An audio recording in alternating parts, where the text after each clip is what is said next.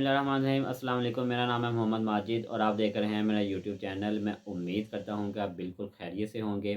Topic start करने से पहले अगर आप मेरे चैनल पे नए हैं तो प्लीज़ इसको सब्सक्राइब कीजिएगा, लाइक कीजिएगा, शेयर कीजिएगा और बेल आइकन पे क्लिक करना मत भूलिएगा ताकि आपको मेरी हर नई आने वाली वीडियो आपको आसानी से मौसूल हो सके।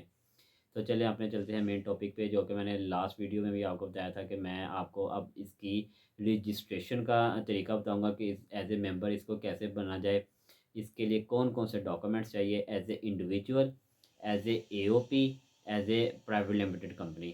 तो चलें स्टार्ट करते हैं। सबसे पहले एज ए इंडिविजुअल में कौन कौन से डॉक्यूमेंट्स रिक्वायर्ड होते हैं लॉर्ड चैम्बर ऑफ कॉमर्स में। सबसे पहले आपके पास लेटर पैड होना मस्ट है। आपके पास NTN certificate as a business holder होना मस्ट है कि आपका NTN as a business purpose के लिए बनाओ। उसके लिए सीएनसी की कॉपी, आपके लेटर पैड पे एक कंप्लीट एप्लीकेशन बनी हो जिसके ऊपर आपके ने साइन और स्टैम्प करनी है। आपकी 2 पासपोर्ट साइज़ की पिक्चर होनी चाहिए, वाइट उसका बैकग्राउंड होना चाहिए। उसके साथ आपका एक अकाउंट मेंटेन सर्टिफिकेट लेटर होना चाहिए जो कि पर्सनल नेम से नहीं, जो कि बिज़नेस नेम से आपका अकाउंट ओपन हुआ उसका account maintain certificate letter original साथ लगेगा।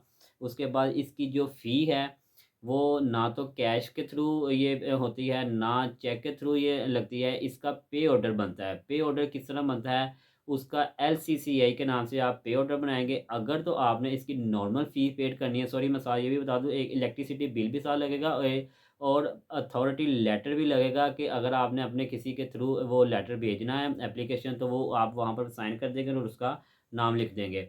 इसकी जो फ़ी है, अगर आप इसको नॉर्मल के बेस पे करना चाहते हैं तो उसकी 4,450 रुपये है। 4450 4,450 इसकी नॉर्मल फ़ीस है।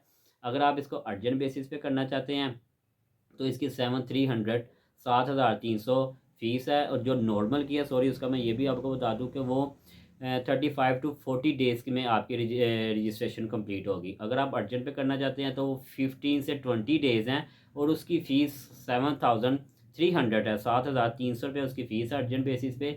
और अगर आप एग्जेक्टिव क्लास में करना चाहते हैं तो विद इन 24 और वर्किंग 4 आवर के अंदर ये आपकी रजिस्ट्रेशन कर दे, लेकिन उसका 10,000 रुपये का पे ऑर्डर बनता है 10,000 का।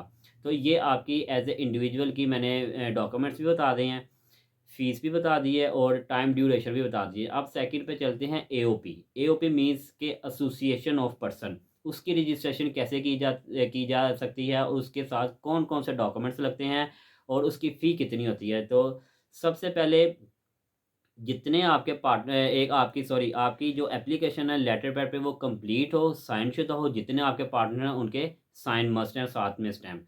सेकंड, जितने आपके पार्टनर्स हैं उनके आईडी कार्ड की कॉपी लगेगी और उन जितने आपके पार्टनर्स हैं उनकी A4 साइज़ की पिक भी लगेगी वाइट बैकग्राउंड के साथ।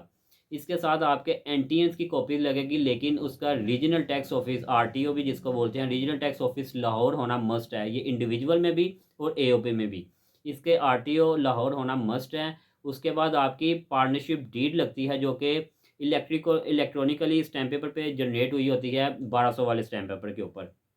Partnership deed form C. इसी तरह साथ में बैंक अकाउंट मेंटेन सर्टिफिकेट भी मस्ट है, वो भी बिजनेस अकाउंट के नाम से आपका अकाउंट ओपन हुआ हो तो उसका ओरिजिनल लेटर लगेगा।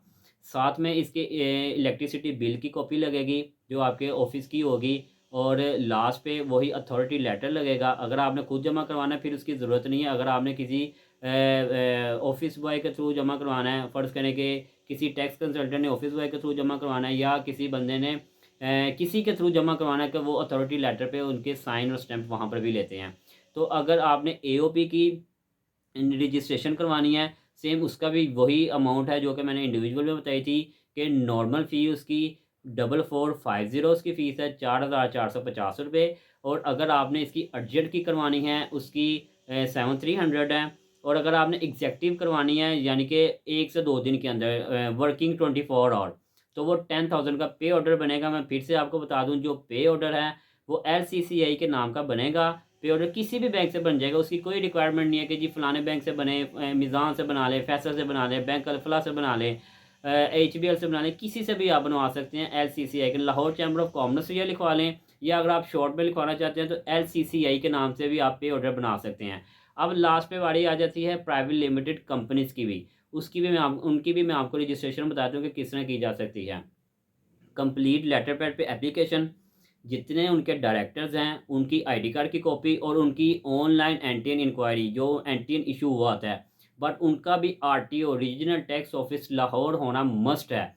उसके बाद इनकी आईडी कार्ड्स की कॉपी भी होगी, पिक भी हो गई। इसके बाद इनके जो अकाउंट मेंटेन सर्टिफिकेट लेटर जो प्राइवेट लिमिटेड कंपनी का नाम से ओपन हुआ होगा। इसके बाद इनका जो SCCP से इनकॉर्पोरेशन सर्टिफिकेट रिसीव्ड हुआ होगा, आपने वो साथ लगाना है। साथ में मेमोरेंडम ऑफ आर्टिकल लगाना है, उसको शॉर्ट में MOA भी बोलते हैं, उसका मुखफ़फ़ है मेमोरेंडम ऑफ आर्टिकल। और इसके साथ आपने AOA भी लगाना है। AOA का मकसद है आर्टिकल ऑफ एसोसिएशन। और फॉर्म 21 जिसके ऊपर एड्रेस मेंशन हुआ होता है, ये आपने साथ लगाने हैं। साथ में इनका इलेक्ट्रिसिटी बिल भी आपने लगाना है। और इसकी जो कॉर्पोरेट क्लास की जो फ़ी है ना, अगर आपने रेगुलर करवानी है तो उसकी 10,650 रुपीज़ है। 10,650 रुपये इसकी रेगुलर फ़ीस है।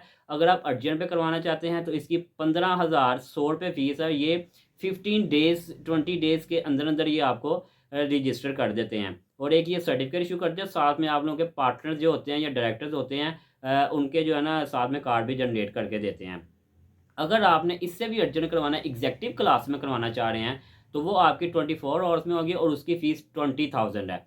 और ये जो फ़ी है मैं आपको बार बार बताना चाह रहा हूँ, ये फ़ी जो है ये पे ऑर्डर के थ्रू ही होगी। और एक और लास्ट पे बात बता दूँ, जो मैं अकाउंट मेंटेन सर्टिफिकेट लेटर को आप बता रहा हूँ कि सबके साथ बिजनेस अकाउंट का लेटर लगना है, वो जस्ट 1 मंथ के लिए वैलिड होता है। अगर आपका वो 1 मंथ से ओल्ड हो गया तो वो एक्सपायर हो जाएगा, फिर आपको वो दोबारा बनवाना पड़ेगा कि LCCI के नाम का ही हमें असल में ना अकाउंट मेंटेन सर्टिफिकेट लेटर के ऊपर आप वो लिखवा लिया करें कि ये फॉर LCCI, वो ज़रा क्लैरिटी हो जाती है। तो ये मैंने आपको सारी रजिस्ट्रेशन का बता दिया। और साथ में मैं ये भी बताता चलूँ कि ये LCCI की जो रजिस्ट्रेशन है, ये आप किसी भी वक्त करवा सकते हैं, बट इसकी एक्सपायरी जो होती है वो एवरी ईयर 31 मार्च, अभी जो आई है 31 मार्च 2024 को, जिसने भी अपनी रजिस्ट्रेशन करवाई हुई है उनका सर्टिफिकेट और कार्ड एक्सपायर हो जाएगा। आप उनको दोबारा से इनकी रिन्यूअल के लिए जो है ना इनकम टैक्स रिटर्न 2023 की जो है ना लास्ट टाइम जो रिटर्न किए 2023 की कॉपी साथ लगाएंगे तो वो उसको रिन्यूअल कर देंगे। अगर आपने पिक चेंज करवानी है अपने अकॉर्डिंग के, जो आपको अच्छी लगती है जिस तरह आप चाह रहे हैं, तो वो आप पिक दे के आप अपने कार्ड के ऊपर जो पिक आती है वो उसको अपडेट करवा सकते हैं। सेकंड ये है कि मैं आपको ये भी बताता चलूँ कि अभी एक रिसेंटली मेरे पास केस आया है एक खान साहब का, कि अगर आप एग्जेक्टिव क्लास में अभी से उसकी उनकी रजिस्ट्रेशन करवाएंगे, जैसा कि आज 6-7 तारीख है, ठीक है, तो आप अगर उसको रजिस्टर करवा रहे हैं तो वो 24 आवर के अंदर आपको सर्टिफिकेट मिल जाएगा एग्जेक्टिव क्लास में, बट फिर भी वो 31 मार्चों को एक्सपायर हो जाएगा। तो मैं आप लोगों को यही बताना चाहता हूँ कि जब भी फ़ेब या मार्च का मंथ आए, अगर आपको बहुत ही जल्दी है तो आप करवा लें। अदरवाइज़ मेरा आपको as a tax consultant, as a जो लॉयर, मैं आपको यही एक्सप्लेन करना चाहूँगा कि आप 31 मार्च के बाद अपनी रजिस्ट्रेशन करवाएँ ताकि वो नेक्स्ट ईयर तक वैलिड रहे। अदरवाइज़ देखें, अगर उनकी रजिस्ट्रेशन हो जाती है तो वो 10,000 भी उनका गया, उसके बाद इनकी जो रिन्यूअल फ़ी है वो भी कोई 2200, 2400, 2500 वो भी उनकी गई। तो बात करने का ये मकसद है कि मैंने फिर खान साहब को एक्सप्लेन किया कि खान साहब, अगर तो बहुत जल्दी है तो फिर आप ये करवा लें, उसके बाद फिर आपको रिन्यूअल्स भी करवानी पड़ेगी। अगर आप नहीं करवाना चाहते तो फिर बेटर यही है कि आप आफ्टर 31 मार्च के बाद करवाएं और सुकून से अपनी न्यू रजिस्ट्रेशन करवाएं। और नेक्स्ट 2024 के लिए आप 25 के लिए आप जो है ना वैलिड हो जाएंगे।